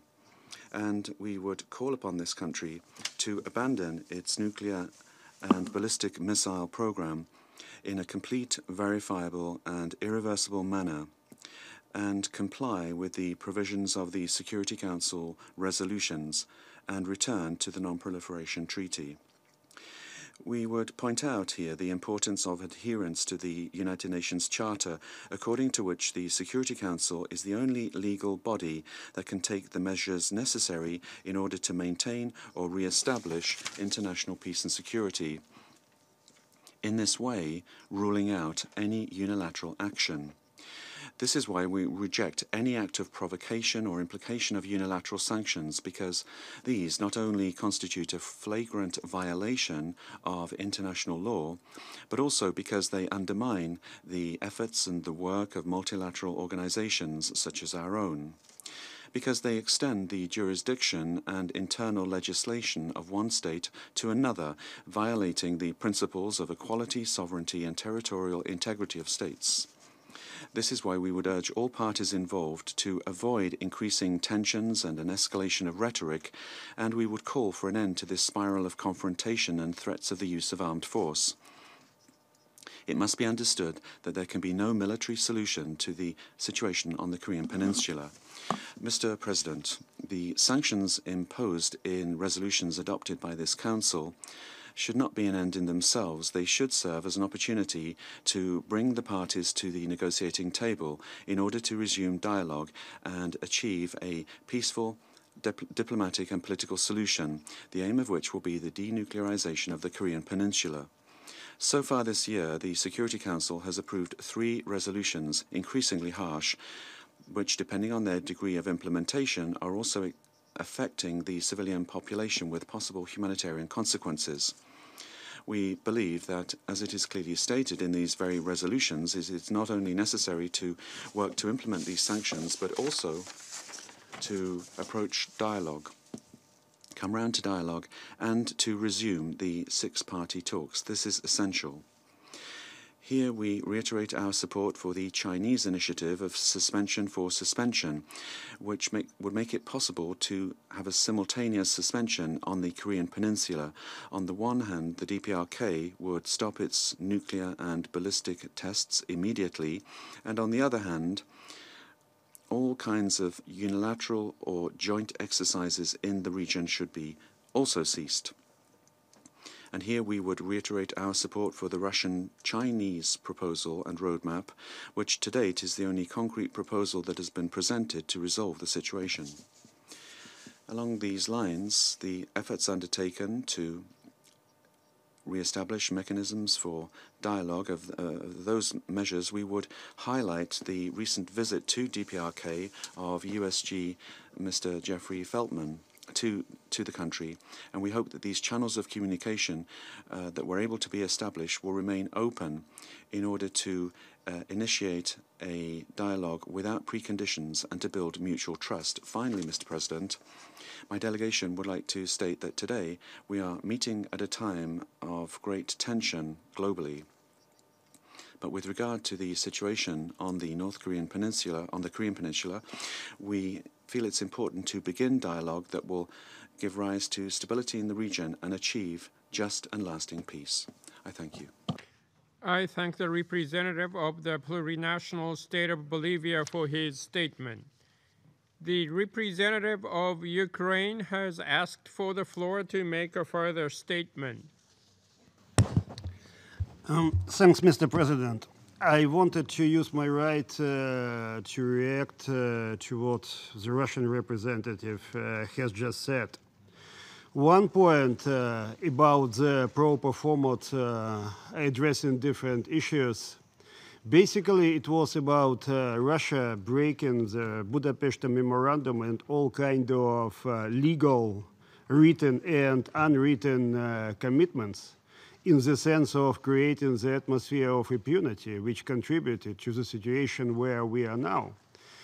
And if, the moment I were listening to your presentation, Mr. President, and the narrative about the DPRK, it's basically about breaking international law, sanctions, and hostages. It's actually the same narrative what we have on Russia, breaking international law, sanctions, hostages. So we have one big rock state, one smaller rock state, and the difference is actually only in scale. But but I wanted also to react to one point, which is for me twisted, irresponsible, and mind-blowing logic.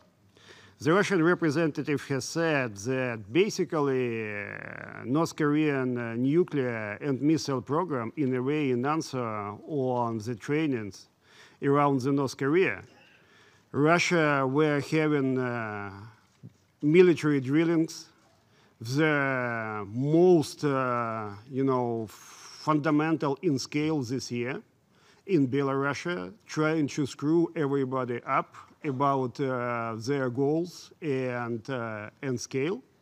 So following Russian logic, I should now call for my country to become, nuclear and to develop a missile program.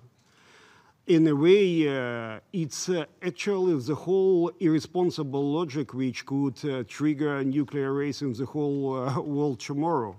So I believe we have to stop trying to find any kind of excuses for any kind of wrong behavior. It's my fundamental point.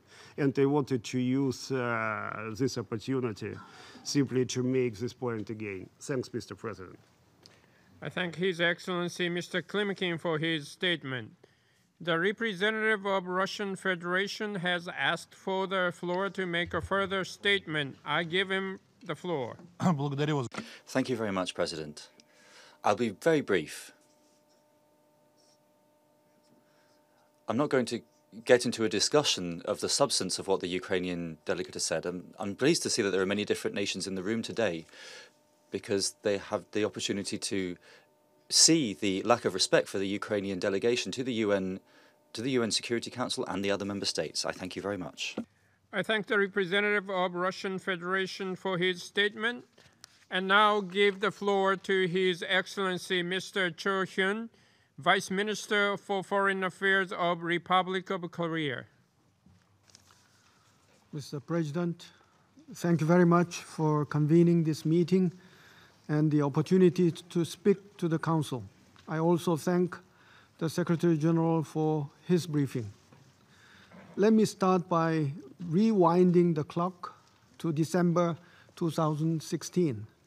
The Council had adopted resolutions 2270 and 2321 in response to North Korea's fourth and fifth nuclear tests, with the hope that this would change the behavior of North Korea. However, fast forwarding to December 2017, the situations have further deteriorated. North Korea conducted yet another nuclear test and launched 20 ballistic missiles this year. To be fair, the international community responded by further strengthening and implementing the Security Council resolutions while not losing sight of the efforts to resume dialogues. These endeavors, however, have not been enough to bring North Korea back to the negotiation table for denuclearization. Mr. President, just over a couple of weeks ago, North Korea launched its most advanced ballistic missile with intercontinental range. North Korea claimed afterwards to have achieved the completion of its state nuclear force. Amid diverging assessment, what is certain is that North Korea is indeed in the final stages of nuclear weaponization. If completed, it will fundamentally alter the security landscape in the region and beyond. Many commentators point out that it will aggravate tension in the already heavily militarized region and even worry about the risk of nuclear proliferation to rogue states and non-state actors. North Korea also threatens to shatter the foundation of international non-proliferation regimes and continues to inflict lasting harm on its own people. The international community, now more so than ever, must grasp the gravity and urgency of the North Korean threat and find ways to halt its nuclear program and bring it back to the path of denuclearization. Mr. President, what matters more now is not a mere assessment of the North Korean threat, but rather our united will and firm action against this regime. North Korea is fiercely waging a battle of wills against the international community. It wants to be recognized as a nuclear weapon state on its own terms and conditions. Our answer should be absolutely no. We should not be coerced by North Korea's continuing provocations, but rather uphold our principles while firmly responding to its reckless behaviors. At the same time, we should not be provoked into conflict, nor should we shut the doors of dialogue and peace. Our common goal is the complete, verifiable, and irreversible denuclearization of North Korea in a peaceful manner. In this context, I would like to underscore that 2018 Pyeongchang Winter Olympic Games should be an Olympic for peace. my government urges North Korea to join the Olympic Games and to seize this opportunity for dialogues. North Korea is also waging a battle of actions against the international community. Time and again, North Korea has found and taken advantage of the loopholes in the Council resolutions. North Korea has preyed on the weak links of the international community. The sanctions are not an end in themselves and are not meant to bring down North Korea, but to bring it to the negotiation table for denuclearization.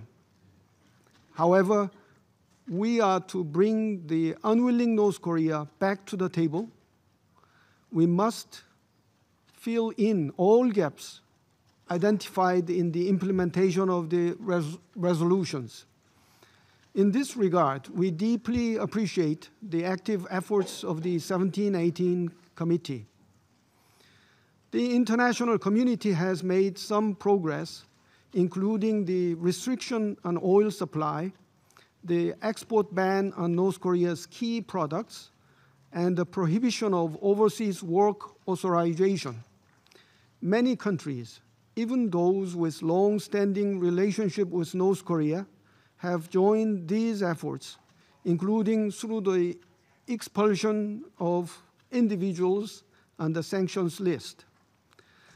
The record high number of submissions of implementation of reports for resolutions 2270 and 2321 is a testimony to the enhanced awareness of the international community regarding the North Korean threat.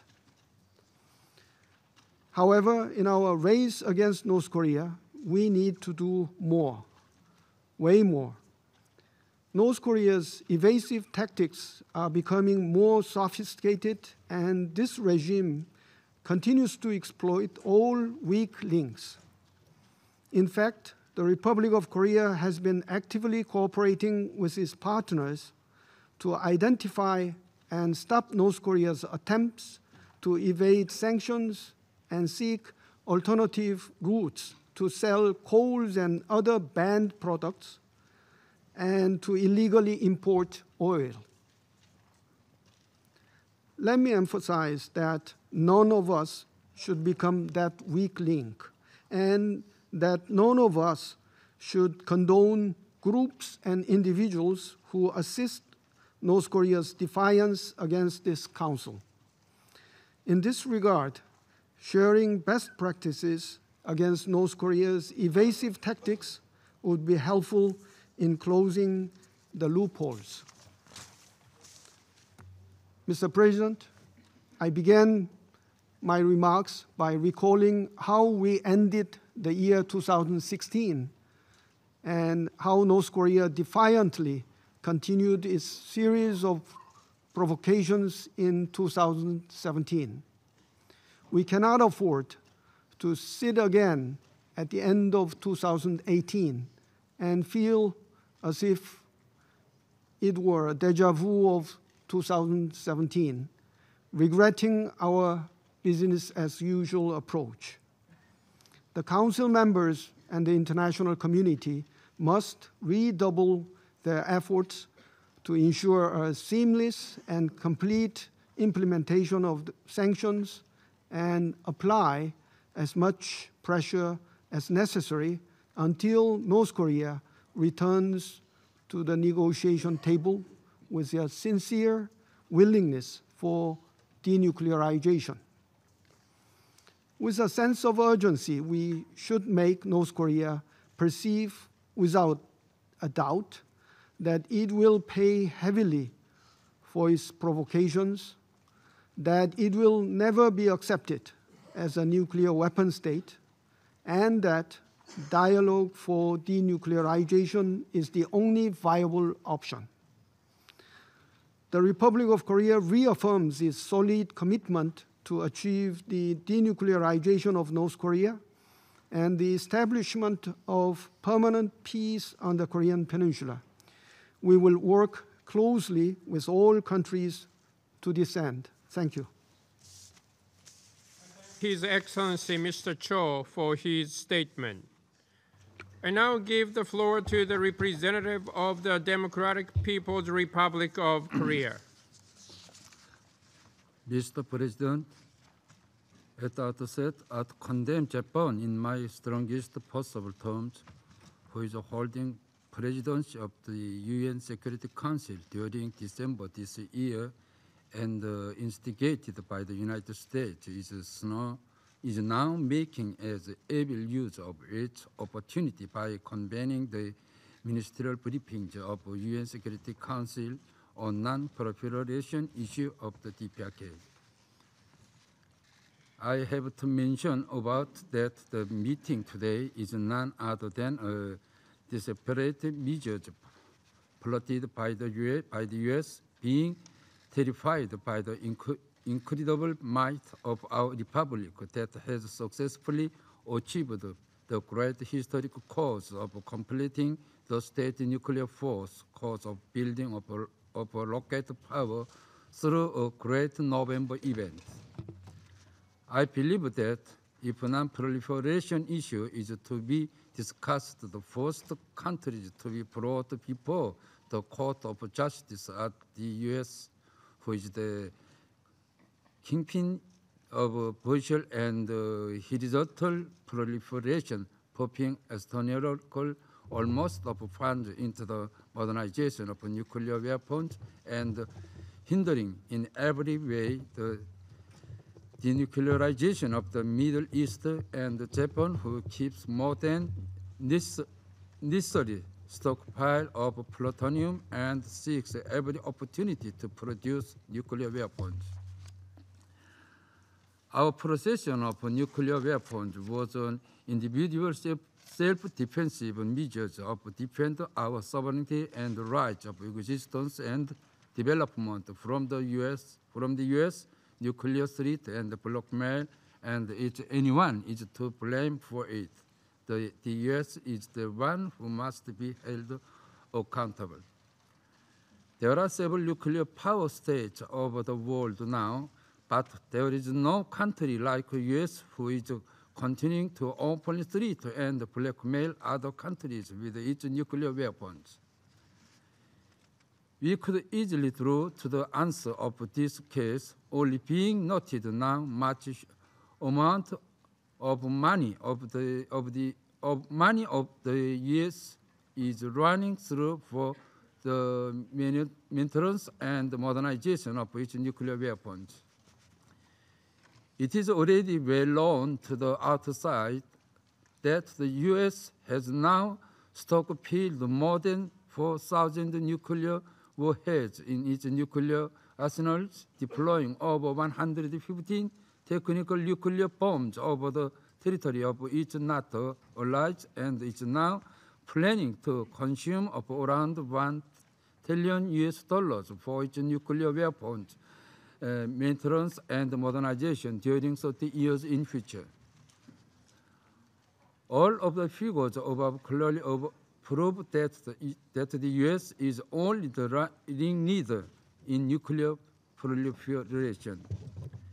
It is also disturbing to see the UN Security Council acting like tools of the U.S. and playing to each turn instead of keeping impartiality as the lifeline in its activities through to its mission to pressure international peace and security.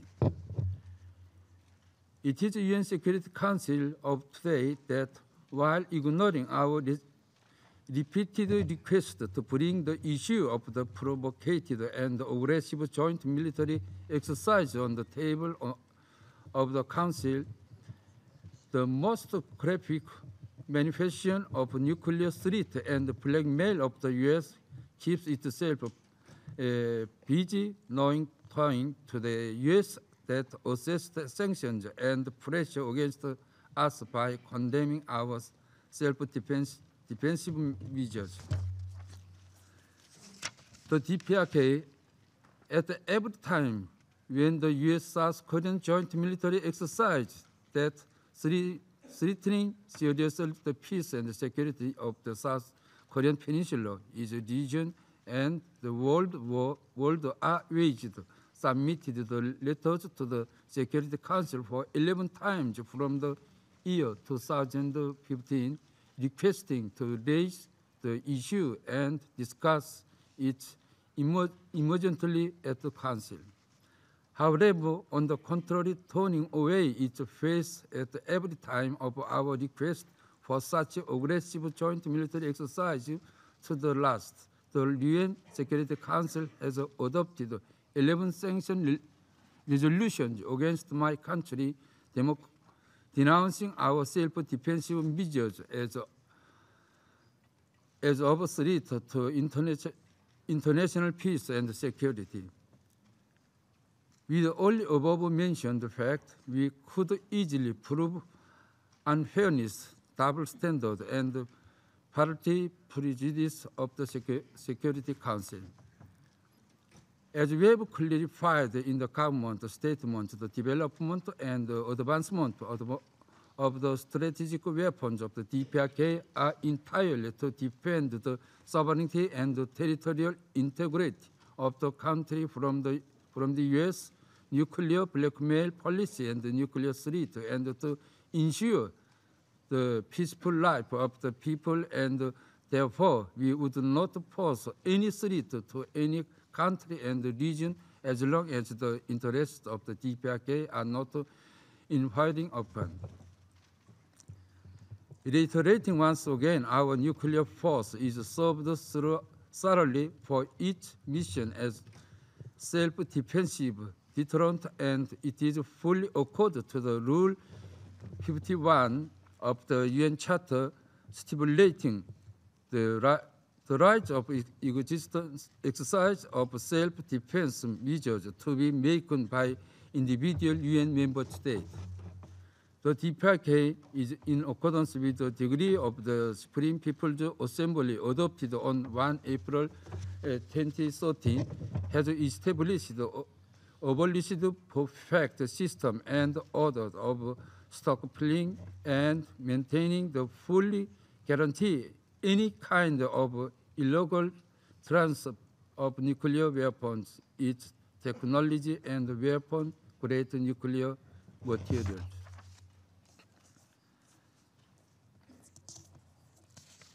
As of the result, there is no single case being raised about our nuclear proliferation up to the moment. All of the data of impurity related with my country's proliferation scattered by hostile forces are totally groundless plot intending to defend the dignity of the DPRK, the powerful nuclear state, and nothing but only violation behavior of intervention by picking up the issue of strengthening of our national defensive measures. The possession of the nuclear by the DPRK could not be the violation of any international law and regulation in any case, for the DPRK had withdrawn from the NPT in a most justified way.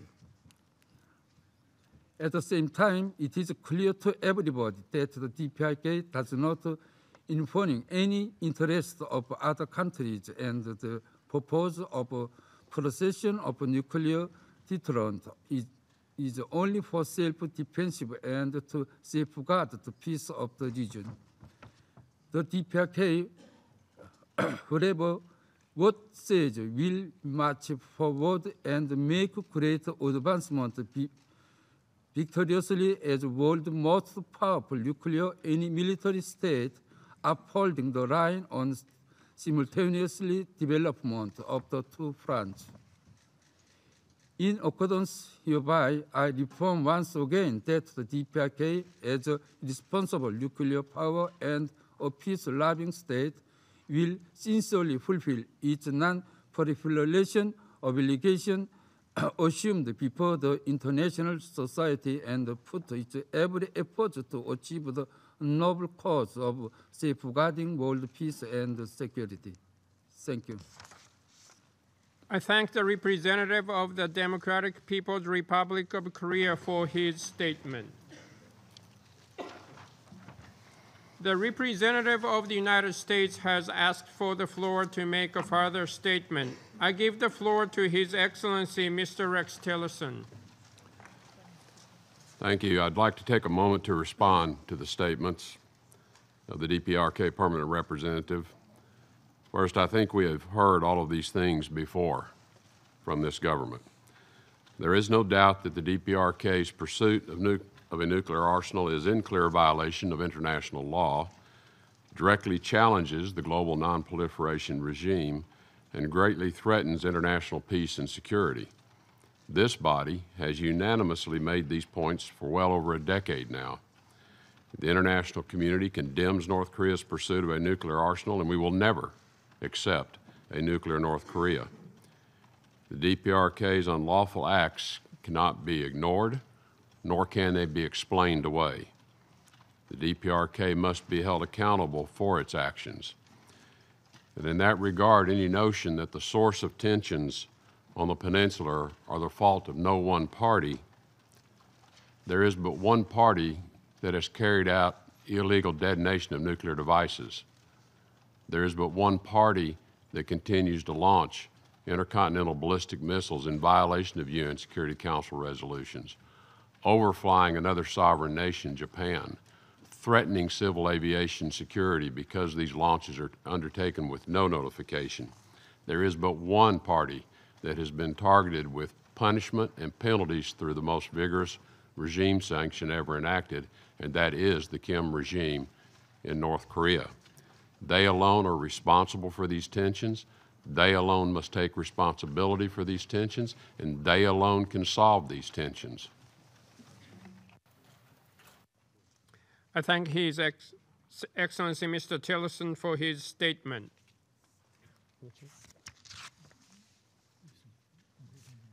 I shall now make concluding remarks in my capacity as the Minister of Foreign Affairs of Japan. Japan has consistently devoted itself to create a free and democratic country, respecting human rights and abiding by the rule of law, and to support peace and prosperity in the Asia-Pacific region as a peace-loving nation. The path Japan has walked as a peace-loving nation will not change in future and contribute to the peace and prosperity of the world more than ever before. In our meeting today, we have condemned in the strongest terms the acts of provocation by North Korea in violation of relevant Security Council resolutions. We once again made it clear that the international community will never accept a nuclear-armed North Korea. I call on all the member states to fully implement the relevant Security Council resolutions and maximize international pressure on North Korea in order to realize a denuclearized Korean peninsula. After our presidency this month, Japan will leave the Security Council. However, we will continue to cooperate closely with the remaining and incoming members, as well as non-Security Council members, so that the North Korean issue will be properly addressed in the Council. I resume my function as a President of the Council.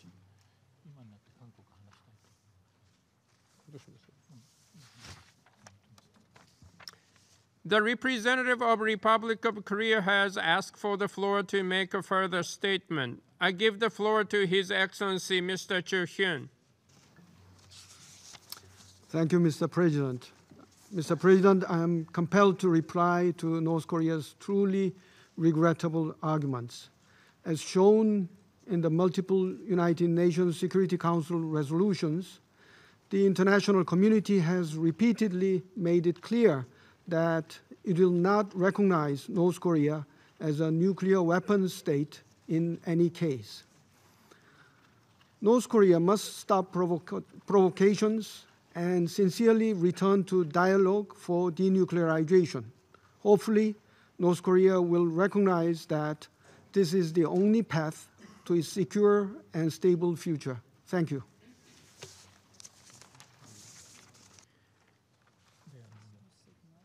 There are no more names inscribed on the list of speakers. The meeting is adjourned.